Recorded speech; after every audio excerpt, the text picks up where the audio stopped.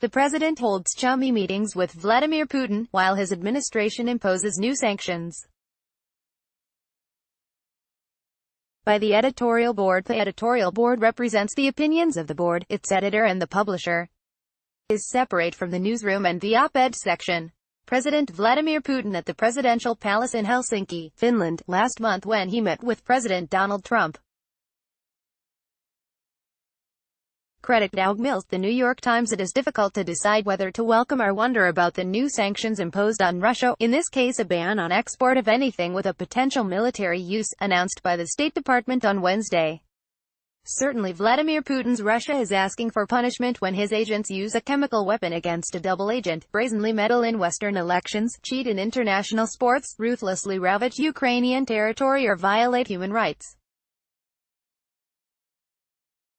All these have drawn a dizzying barrage of sanctions from the United States, the European Union and their Western allies, ranging from asset freezes and travel bans to a broad variety of trade embargoes and diplomatic expulsions.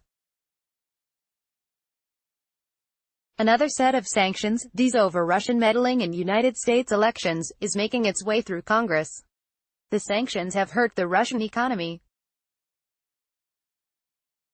After the latest ones were announced on Wednesday, Russia's currency and stock markets promptly fell.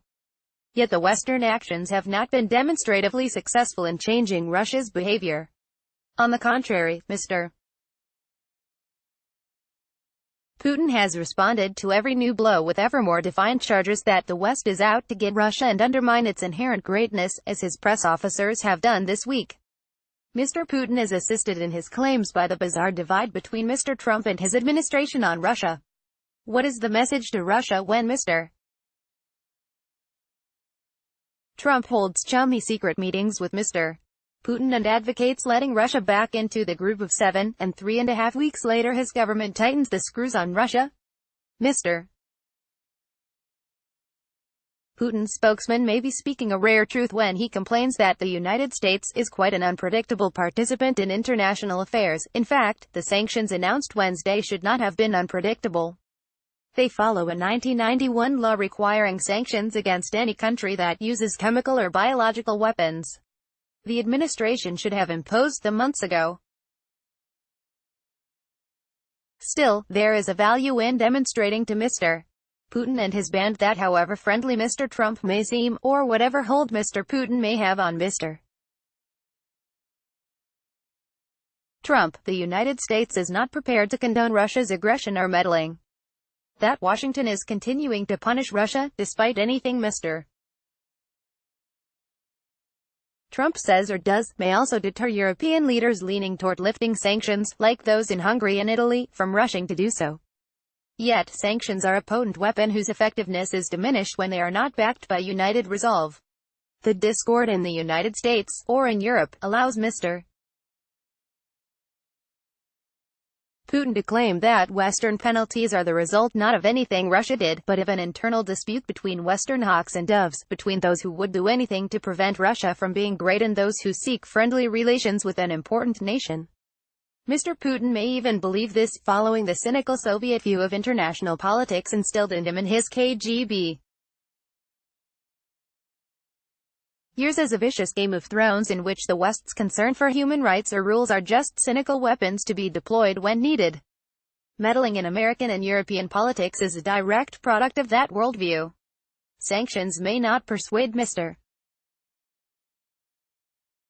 Putin or his followers that the world, or at least the West, really does get angry when he violates elemental rules of international behavior, as when Russia uses lethal chemical weapons abroad, incites violence in an independent neighbor, seizes foreign territory, cheats in the Olympic Games, murders opponents or uses cyber weapons to interfere in foreign elections.